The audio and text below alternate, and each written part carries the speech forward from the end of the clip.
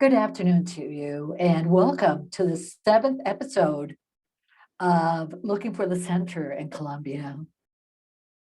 We will make this episode in Spanish, so I'll speak in English for a minute, and then we'll go back to Spanish. Bienvenidos todos.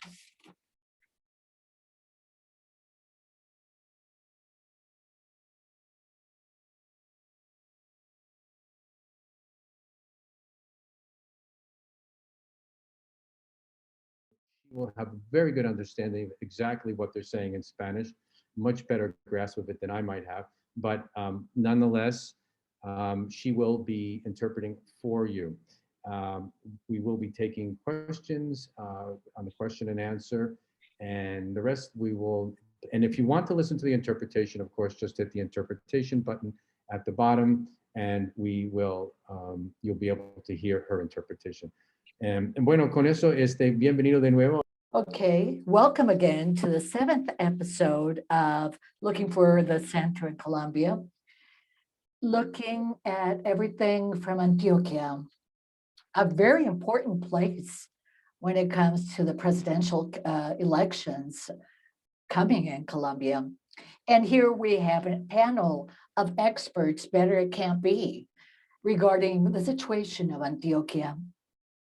I'm going to introduce them in a minute, but I'd like to begin by saying, if you have any questions, please do so in writing through the Q&A icon. And we'll be monitoring constantly your questions, and we'll try to include them in this discussion. If you can't watch the entire episode today, we always have a video of the session on our website, ccacanada.com. I'd like to thank again Martha Blackwell, our VP, who organizes all of these episodes and much more, all the logistics. Thank you, Martha. And as always, in this series, we have the pleasure of having the collaboration and a co-moderator of Sandra Borda. And with this, Sandra, if you wish, the floor is yours. Go ahead. Okay, thank you, Ken, and welcome to the audience and, of course, the panelists. It's great to have you with us here today. And I think that I'd like to begin this conversation, and it's to talk about what Antioquia is politically. A lot of people that I talk with, especially in Bogota and in other places, tend to think that Antioquia is like the birth of the Uribism of the right. And although it is true that there's an important segment of that political scenario that we have, things have changed. So I'd like to ask our panelists, if you would have to explain, Martian, where Antioquia is politically today, Ana Cristina, what would you answer? Hello, and thank you for the invitation. Sandra, well, I would like to tell the Martian where he stands geographically, because that right has to do with the geographical location of Antioquia. It's within the valley. It's for a long time, Antioquia didn't have access really to other parts, and we know the social dynamics of Antioquia, who were the colonizers, how that initial force of Antioquia that was initially conservative was seen. Of course, the difficulty of moving in Antioquia didn't mean that it would be a problem or an explanation to the conservative thinking of the region, but that gives the first outlook of this place. So what's happened with Antioquia? Although it's true that Antioquia has always had that strong right, something very special happened here. When we have a character at the end of the 90s Álvaro Uribe Vélez, he comes talking about the conservative Antioquia, and his discourse, because of its simplicity, penetrates strongly. I mean, he speaks to the common people, to the commoners. So that effort of the democratic security, which began when he was a president, but really was derived when he became the governor of Antioquia, starts to have a strong impact. So what you talk about, that common setting, it's that of the election of Duque, for example. In Antioquia, 18% of the votes for Duque are from Antioquia. But also, you're right saying that things are shifting in Antioquia. Either, I think partly at least. And there you start to see the problems of the center, because when you see the election of the mayor, people voted for Daniel Quintero because he was in a right, more with Santiago Gomez, with the group of Federico Gutierrez and Alfredo Ramos, and Federico Gutierrez really divides that right. And we have the space for Daniel Quintero, who is the opposite of Uribe. But anyway, going against who Uribe recommended is like voting for him. And we know that Daniel is not from the left. So Daniel Cantero and didn't have big features of somebody of the left. And clearly, he was against the abortion. The first thing he did, he placed the army in the big private university. So that's the first layer of this very complicated problem.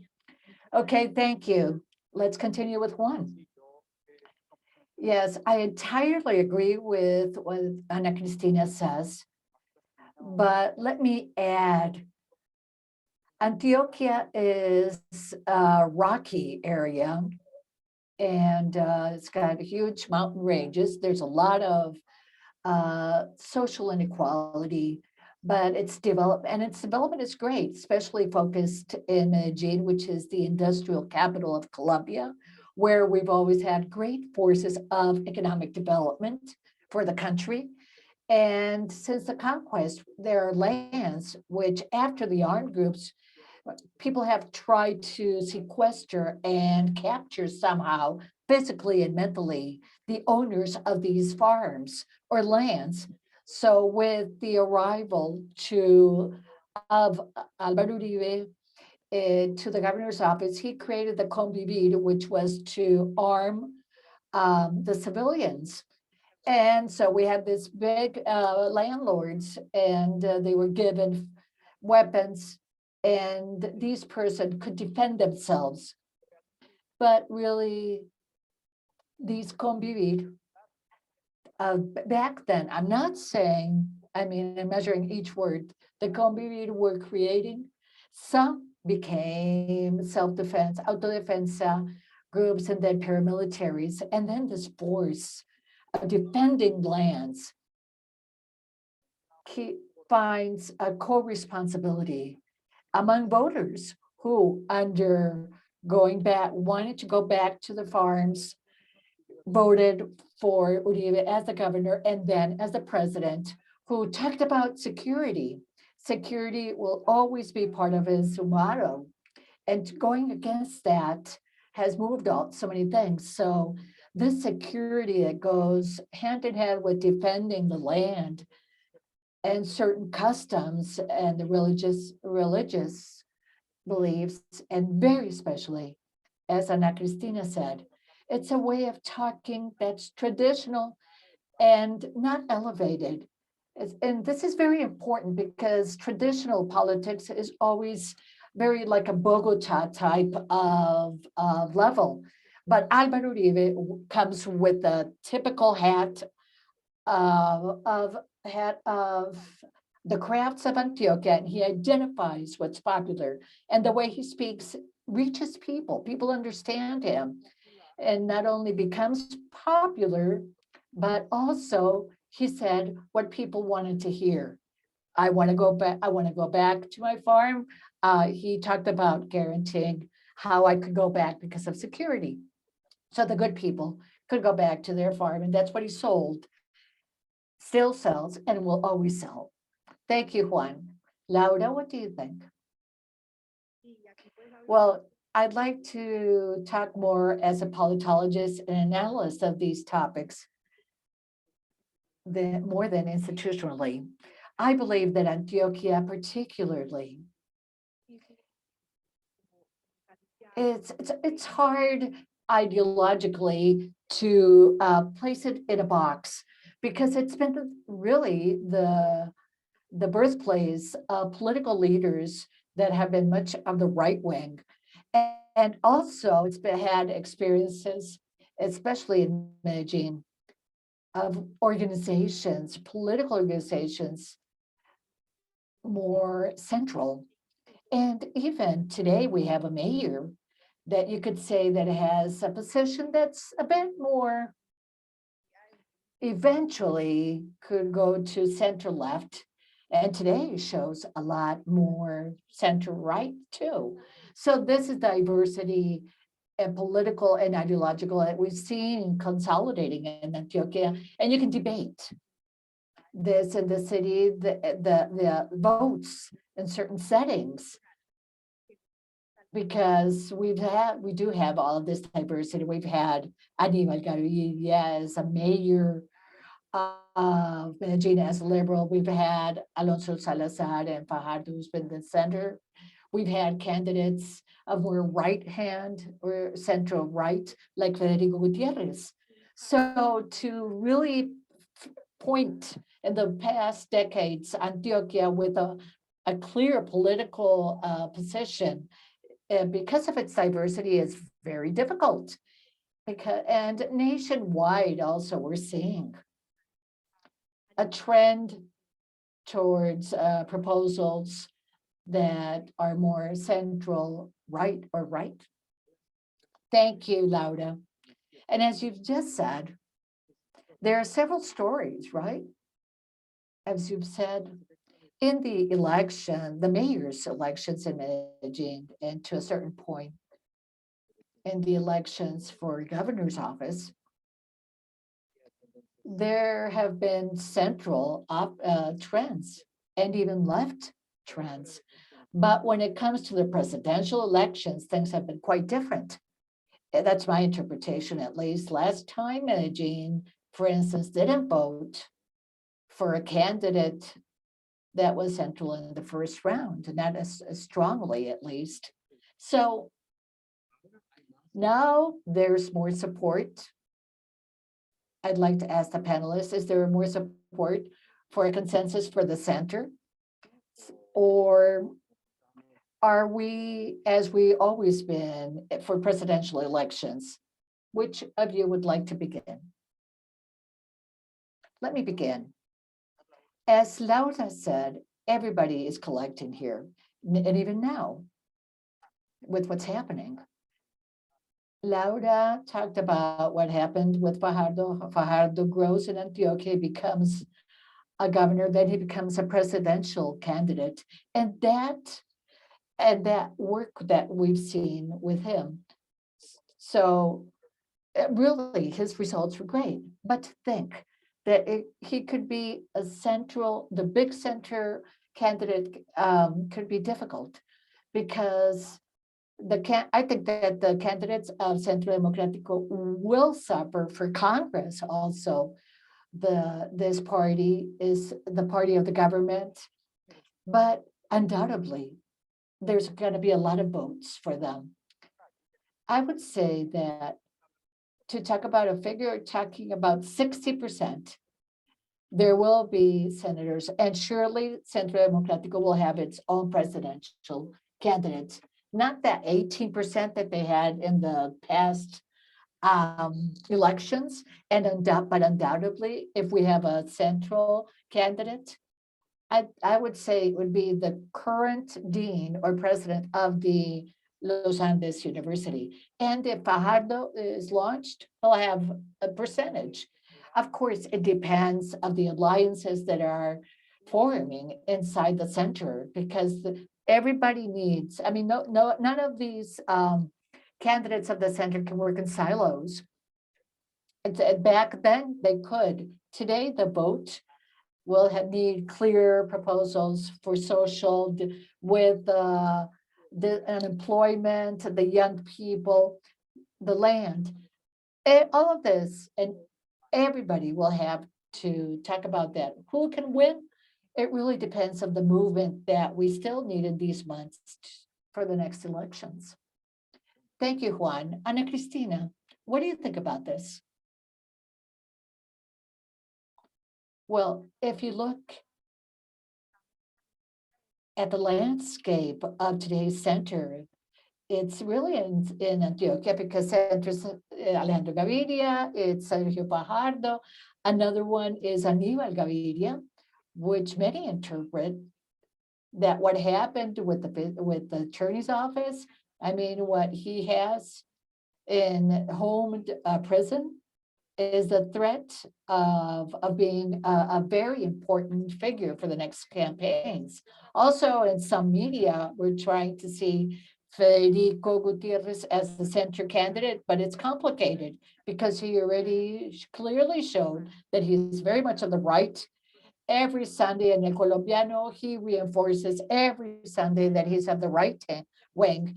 And also, recently, there was a sanction of the sister of Federico Gutierrez and Santiago Gomez for irregularities in the campaign, for cheating in the campaign.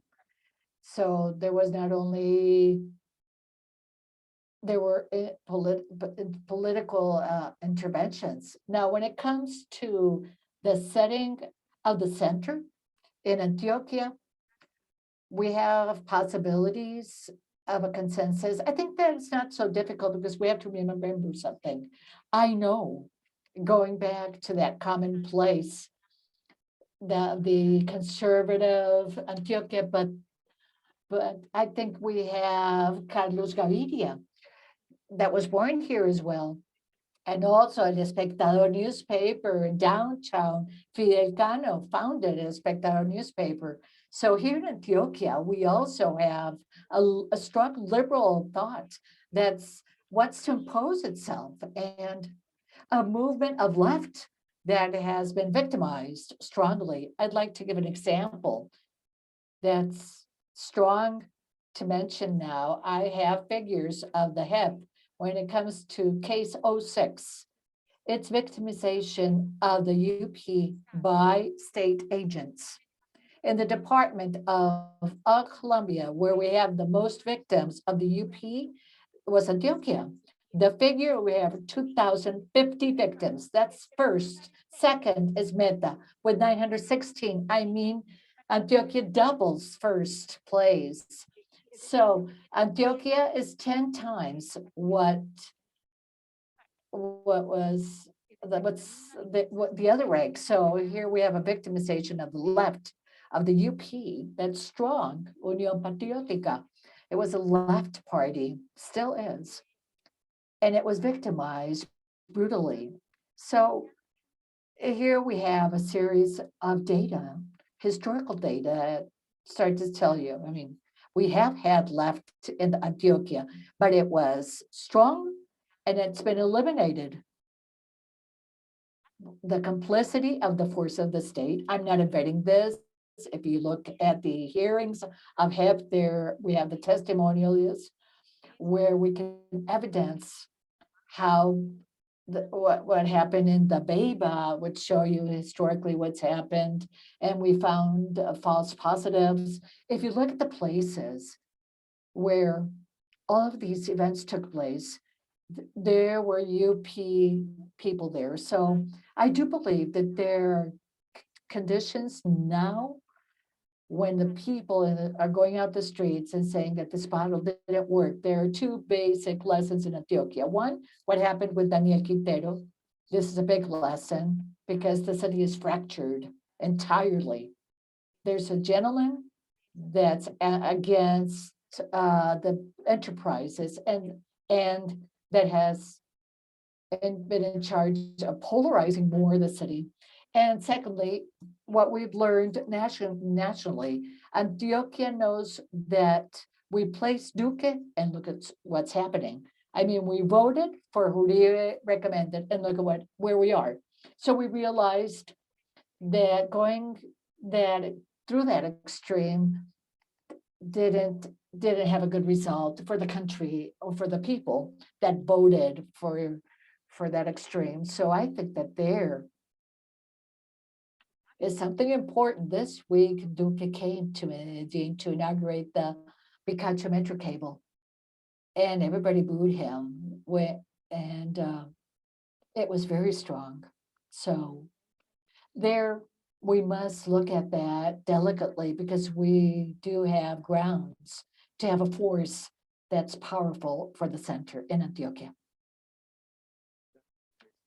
Laura, if Sandra, allow me. Laura, when we talk about a central consensus, and without talking about personalities per se, you know well which are the priorities in Antioquia, of the people of Antioquia. And when they see the consensus that's supposedly being formed in other parts of Colombia, they talk about total support. They talk about, some talk about depenalizing drugs. Some talk about an agrarian reform. In your viewpoint, when it comes to the voters of Antioquia, are these really priorities for the people in Antioquia? Or does Antioquia have other priorities? Or is this consensus?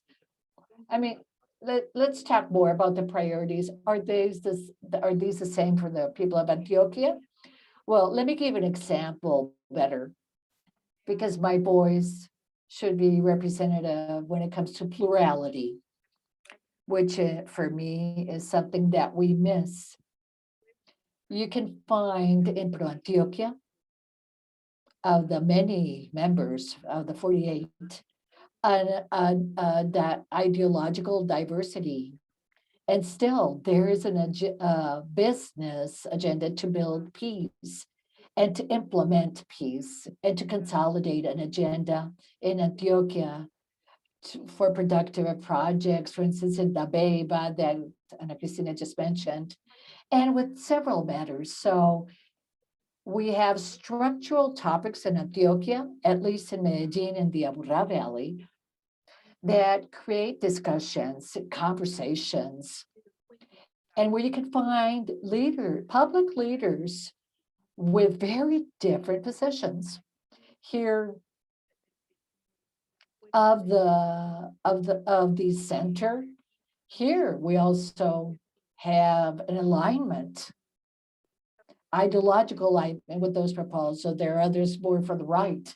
So I insist that to say what Antioquia is ideological is very complicated, because we've had, like when Ana Cristina, we had Carlos Gaviria that had very strong leadership and very receptive in different sectors, and had very uncomfortable conversations in Antioquia, like about legalizing drugs. But also we have citizens collective efforts that talk about abortion. Or, I mean, there are matters that are very part of the Paisa and Antioquia population that are disruptive when you try to frame the Antioquia as being conservative. I wouldn't then dare to say that we're that conservative. Perhaps going back to that question, I think about how much we're confusing Antioquia with Medellin, and how much we're confusing what happens in the large cities when it comes to political preferences with what's happening in the territories.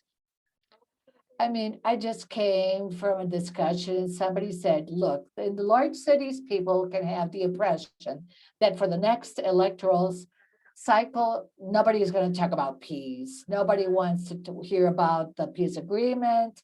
Everybody's been discussing the items of that ambiguities, and it's that topic that's really complete, finished, finito. But I think it is an important part of society because we're sick of it. But those that are sick of it are those that are not affected by the lack of implementing the peace that we need. But when it comes to the rural areas, there is an enormous expectation to implement the agreement, and it is enforced. It is important. So to complement the question that Ken just asked, I wonder if are there topics that are like of Antioquia? I mean, if a presidential candidate would talk to you and say, if I want to meet to win the votes of Antioquia, what would I have to talk about? Is there this divergence between the topics that are interesting for the urban or the rural Antioquia? And thinking about these topics, going on with this question, which are the topics that the candidates for Congress, not only for the president, which could be really the engagement of the central's position in the setting, political setting of Antioquia? And do you think that this differs from a center that's built from other parts? I mean, do you think that the political and ideological spectrum, do you feel that it's set more towards the left or more towards the right than in the rest of the country? Laura, would you like to begin? Okay, the big topics that I think that could be aligned with here, because remember, I'm sitting here on behalf of ProAntioquia, so it's very hard for me to talk about politics. There are important topics that have been led in Antioquia, which I think will be relevant in the next agenda, national agenda. One that you've mentioned already, and in Antioquia, we wanted to talk about this directly, and it's to implement the agreements and to invite companies so that they understand that not only the politicization we've had with the process, this is an urgent topic, the peace.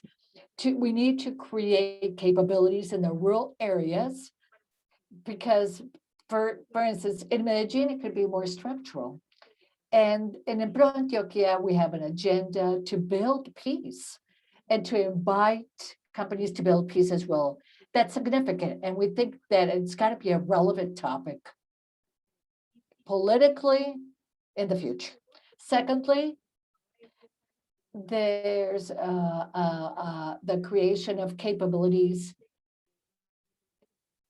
when it comes to decentralizing and having an implementation of a mission to really boost the rural areas, the countryside, and to create institutions in rural areas, which is a big depth that we have with them. Other structural matters for us, especially, include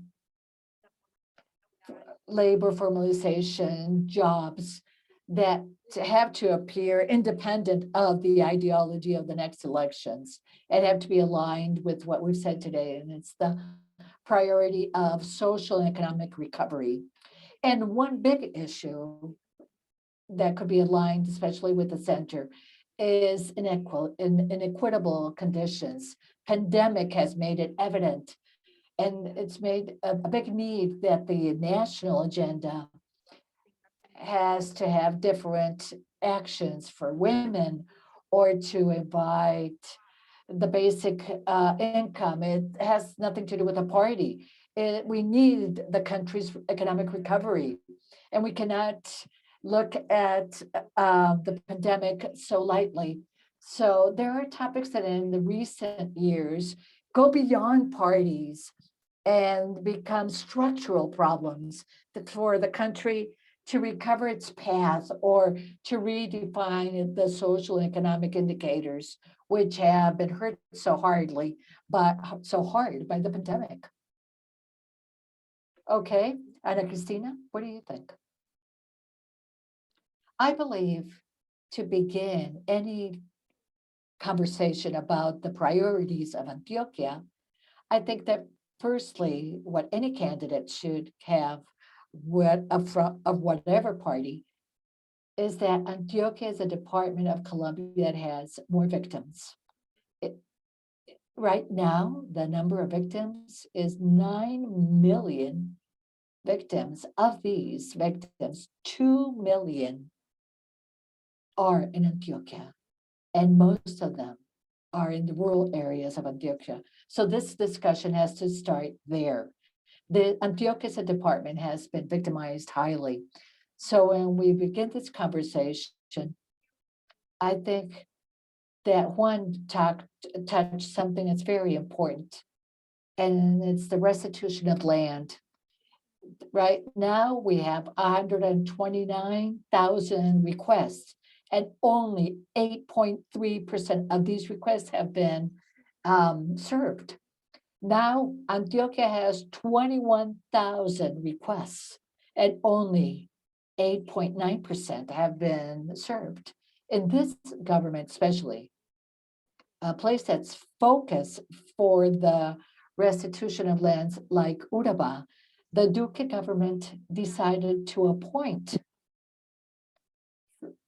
the person that was the attorney that was a person that was the attorney of a counterparty, somebody that took away land. So where do we stand? I think that the big priority then is land restitution second, and many of them go through this vein, through this peace agreement. Second, transparency in public administration, meaning candidates have to refer to EPM and Hidroituango, not only because it's because Daniel Quintero has put it in his agenda, but Hidroituango, with all of its variables, the administrative, the handling, the deviation tunnel, the catastrophe that took place with the flood, the contingency, there's something fundamental here, and it was managing the human rights of the communities close to the river. And that is in the hands of the HEP. So that discussion is urgent. And if any of the candidates do not refer to Hidroituango, there are many questions will be standing there regarding transparency. Thirdly, we have to work urgently in Antioquia on destigmatizing different thoughts, lines of thought, to stop saying that whoever is in the right is from the paramilitary, from the left is from the guerrilla, because we really have a big impact in politics. So the third point is political participation and respecting getting out of being so, or at least trying to abolish so much stigmatization. Fourth, to stop the criminal business, and especially to talk about legalizing drugs. And there again, we are involved with the peace agreement. So that's a topic that we have to look at in Antioquia, because we're in a strategic point. Clan del Golfo and ILN is strong here, and we've been one of the major points of managing paramilitarism. And fifth, I'd like to quote Michael Bims, who said that Colombia doesn't need a revolution, but reforms. I think that the fifth item does need a revolution. It's education. I believe that the business people, not only the state, but also the business people, play a very important role in education. Thank you, Ana. Juan?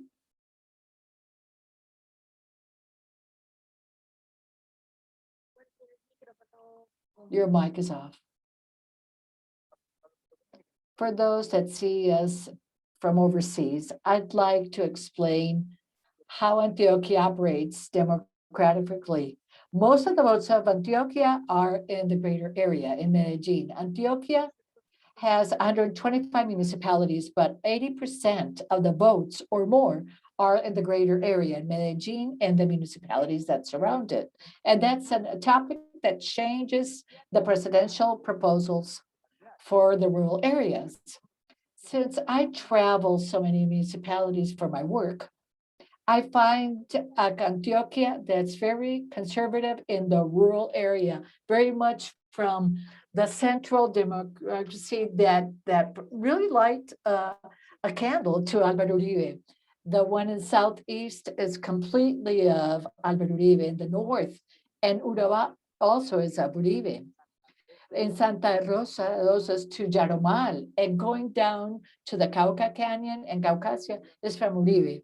The votes for the center and the left are in Medellin sporadically.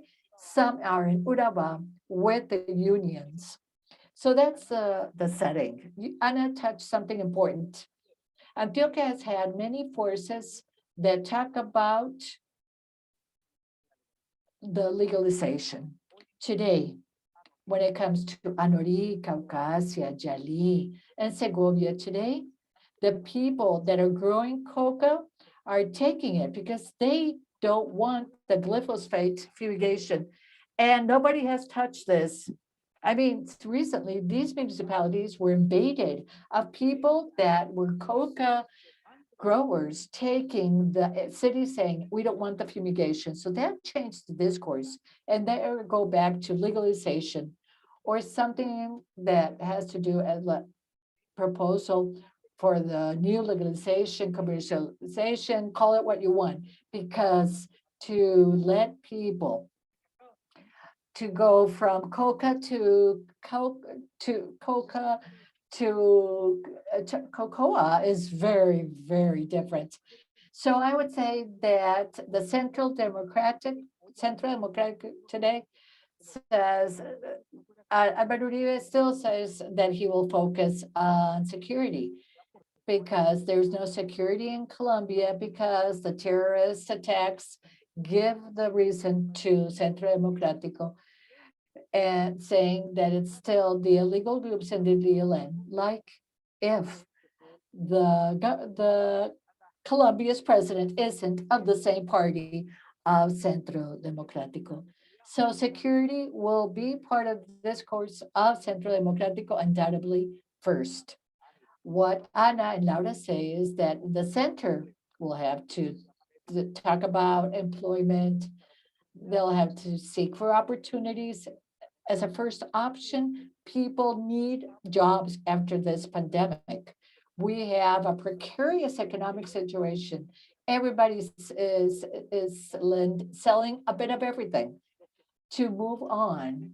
What Laura has said and people say are the SMEs of Antioquia, those that sell small things and selling goods and services are sustaining our economy, of course, with activities like Los Huecos and the contraband. So employment is very important and also education.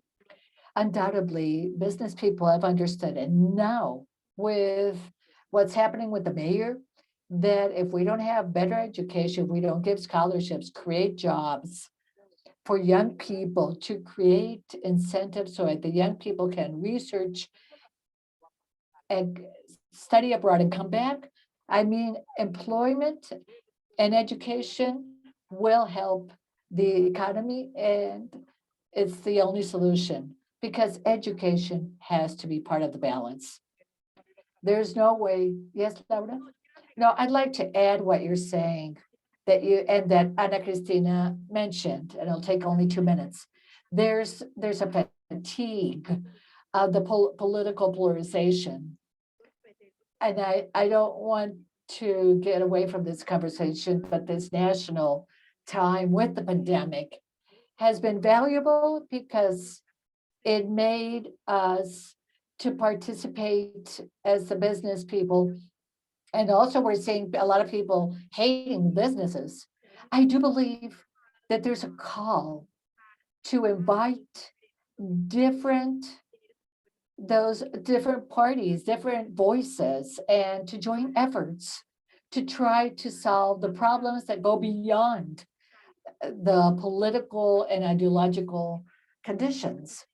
Here we've said many times that Antioquia is deeply conservative, deeply of the right, but we have a mayor that has a very different position. And it shows the political complexity of the city of Medellin particularly. And it reflects, or this mayor shows that it's a message that says that there's more plurality, because we wouldn't have right now a candidate or a position like what he represents. And I'd like to go to the first point. There's a fatigue of the central right or left. I mean, I think today that there's a consensus, at least on this side, of really talking about structural problems to manage, to have an impact of what we've seen with the protests. We we have to talk about employment, poverty. I mean, it has nothing to do with a political party. These are structural problems of the country. So the idea of the national consensus or the national agreement is really gains relevance today. And although we know that politics have to do more with the methods used by Colombia to face or to solve its problems, what's true is that today there are people that are criticizing this logic. And hearing them, I'm wondering if Antioquia really can be framed. And when I talk about Antioquia, I understand what Sandra says. Yeah, it goes beyond Medellin. Perhaps in the rural area, it's quite conservative in Antioquia, but I think that you cannot say that Antioquia will follow a single political project. Maybe I'm naive. No, you have to go and visit more towns or villages. Every week I visit them, and it's very, very conservative. And again, Laura, it's an Antioquia that every day wants to know what Uribe said. They read his tweets, and it seems that you forgot something, and you think that you. I remember that the mayor had traditional political forces that back him. He was backed by the Liberal Party, by people that didn't want the Uribe candidate. I mean, he wasn't a phenomenon that just sprang. No, we have to analyze behind this candidate who was quote unquote independent. There were groups that supported him economic and politically. Everybody talked about a new way of thinking, problems of the young people in the middle of these protests. Do you think, especially in Antioquia and of course in the rest of the country, young people that don't want to pay for the sins of their parents, do you think that there's young people that's prepared uh, to lead? Do you see any young people really that there's a consensus among them from regarding certain points about passing the page and turning the page and touching pertinent things, or are there still divisions among the young people that want to relive the divisions of their parents? We've had several discussions with young people from the first line, activists, leaders from very different viewpoints. And some are political activists, some publicly have participated in campaigns and all. And I think that we've realized that no, the questions that they ask and their claims and what, and I think that what they want goes beyond the political ideology. As I said before, there are matters that are today that are in the center, especially from the businesses. First, we demand a business sector that's committed to the public, to this public sector. I mean, to overcome this national crisis and to show how people are disgusted and they're demanding from the businesses to act differently. Today, we're talking about corporate activism, how companies should be really more committed to the real structural problems. We've also had other discussions with other players, with social organizations, with young people, how to talk with different leaders that have been in the public areas and to talk about different structural problems. And Cristina, so employment for young people is very important for females, for women, which will be fundamental for the economic recovery. Higher education, especially the one that's pertinent, and also the one that has to do with the interest of many young people today, which are protesting today, saying perhaps the opportunities have to do with the pertinence of the labor sector, but how many are aligned with our dreams and expectations? We have to clearly understand that when you talk about companies, almost 80% of the companies in Antioquia are SMEs, small and medium enterprises. So how can we help them and understand their formalization? And this key question for poverty and extreme poverty. I mean, in Medellin, we have neighborhoods where there's no drinking water and families that only have 1 or 2 meals a day. And these types of questions are the ones that these young people are placing on the table. And that not only touch the public sector, but also it touches the companies, social organizations, and an academy that's stronger. So this is the agenda we have today, separate if it's from the center, from the left or the right. And you've seen it. Today, we're all talking about employment. That's been like the big flag, a national flag, separate of the ideological position. But also, as Juan said, in many senses now, when it comes to those ideologies or those political positions, I believe that I can be more aligned with what I perceive in Medellin. And it really goes, and as Sandra said, it can go beyond Medellin. Juan, you were nodding. Tell us what's in your mind. It's an important moment for a lot of people in Antioquia today. It's an important moment for the universities to train people, for the businesses, for the media, for social leaders. Antioquia has been punished. It's had a very violent history. Remember of the 42 massacres. I mean, we've had many massacres in Antioquia, and the police always say, no, it's a phenomenon. It has to do with drug trafficking. And people say, oh, yeah, it's the kids. But these are young people that are getting killed in the villages. The last massacre was in Sonson. So let's not forget this, because young people don't have anything to do in the villages of Colombia. They don't want to study. We've seen that no, there's a Nini type of phenomenon. They don't work, they don't study. They have to think, so we have to think about them. The businesses have to open job opportunities for them and create incentives when it comes to employments. We, Anna talked about, I mean, the government has talked about social security, but it's got to go beyond that.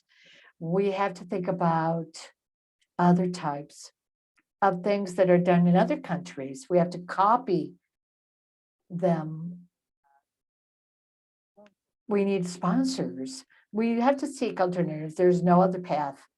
Otherwise, capturing bands in Bello, in Antioquia, and several municipalities, because these gangs are the ones that are giving the jobs to the young people. Thank you, Juan. Ana Cristina, how can we really have a shift of mind here? Will it come from the youth? I mean, how can we have a change in our dialogue?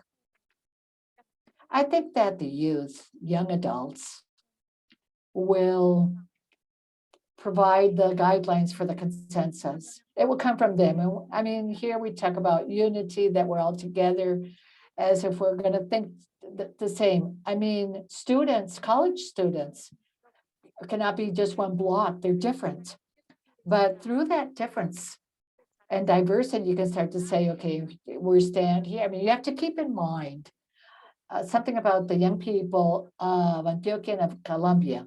Those that are part of the young people includes people that have grown under the Uribe government, right? From 2002, we've had governments determined by Álvaro Uribe. So in Antioquia, the young people, even those that are older, also grew up under the Uribe government because he was in the governor's office. So they know that way of government, of governing, or that way of thinking way before. So I mean, these are young people that grew up under polarization. Since they're kids, they are listening to big problems on the dining room.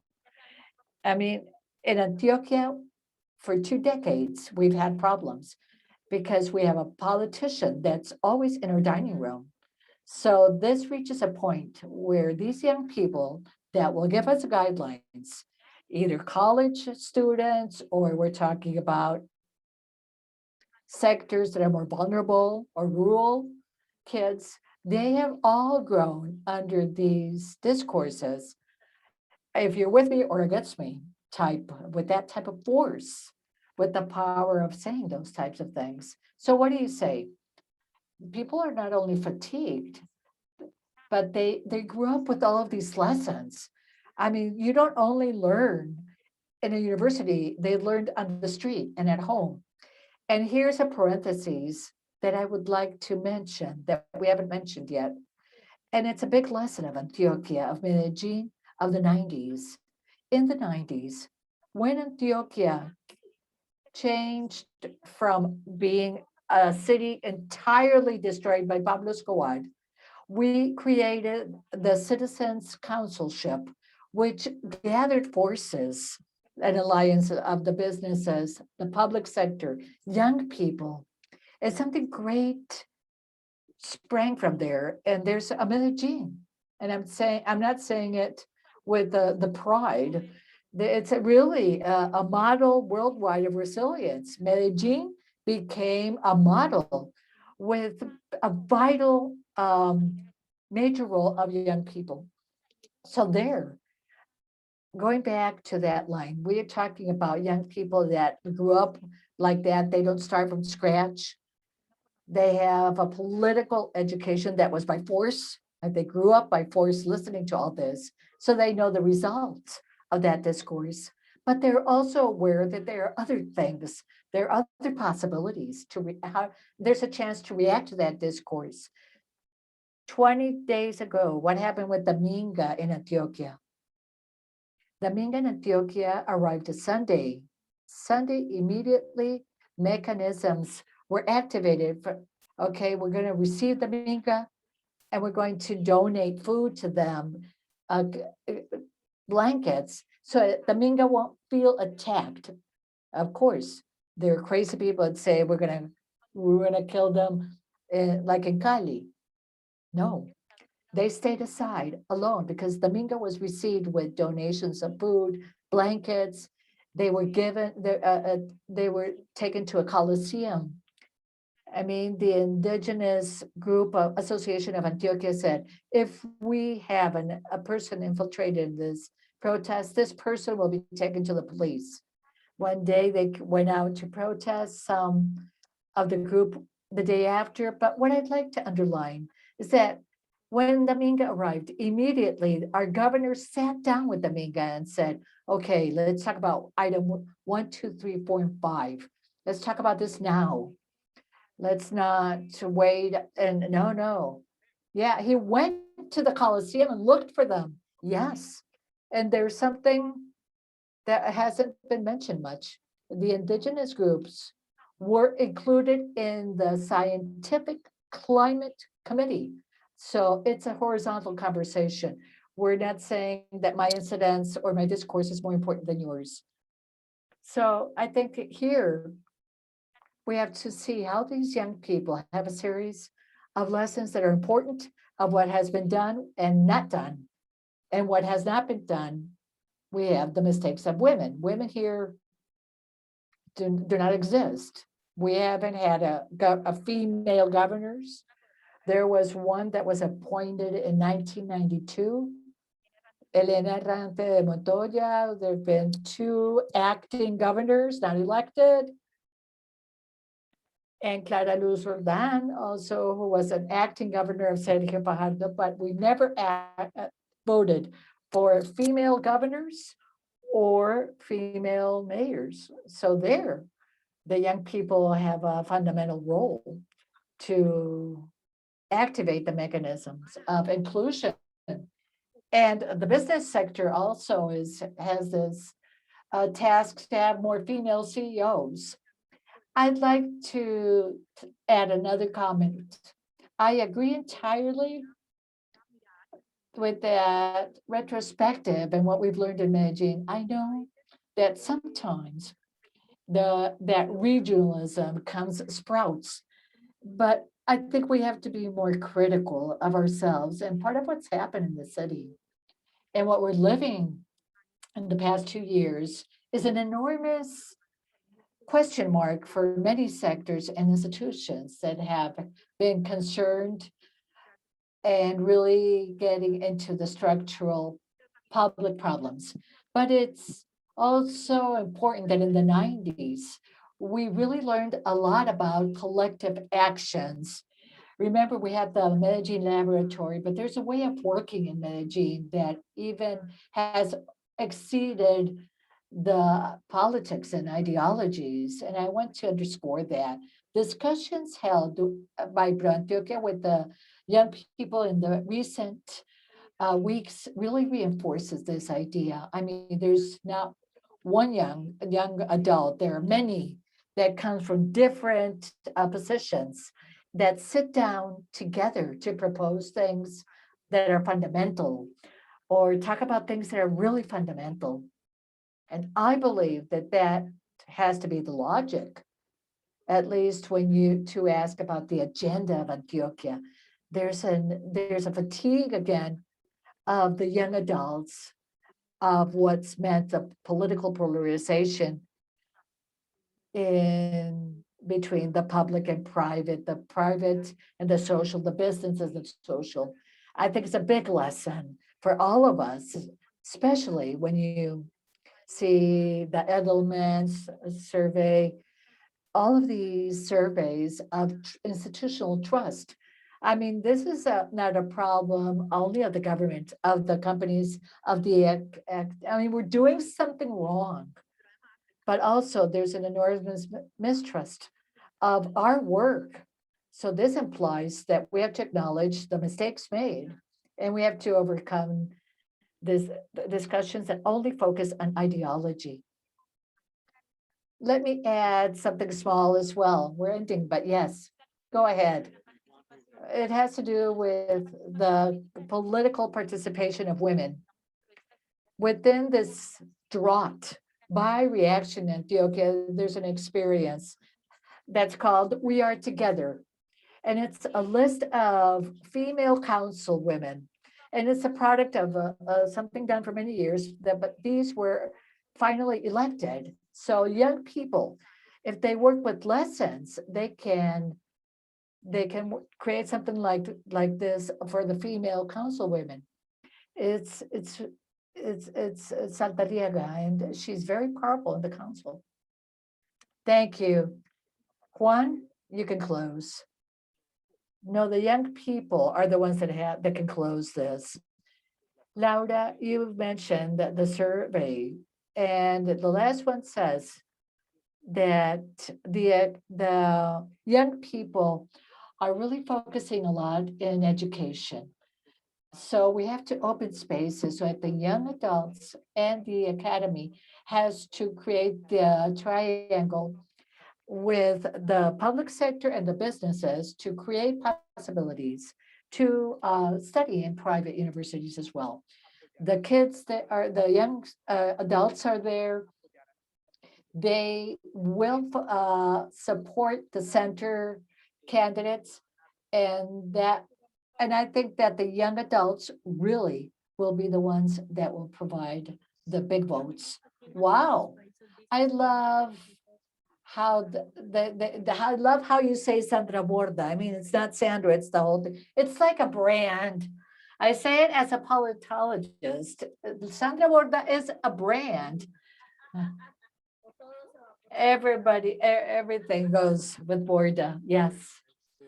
Okay. I need to be the bad guy of the movie. I think that this has been the most interesting discussion we've had of the 7 episodes. Sandra, I think you agree, but we have to end. We spent 2 more minutes, so we must end this discussion. But I imagine that it won't be the last discussion that we'll have about Antioquia, because it's a very interesting department and very important. So I'd like to again thank our panelists, Sandra, of course, Gloria Mejia, our interpreter, Martha Blackwell, our vice president. And as I said at the beginning, this episode the recording can be found at ccacanada.com either this evening or tomorrow. And with this, I do thank you all again, and we'll see you soon in another 8th episode. Thank you. Have a nice evening. Thank you. Thank you for the invitation. Goodbye.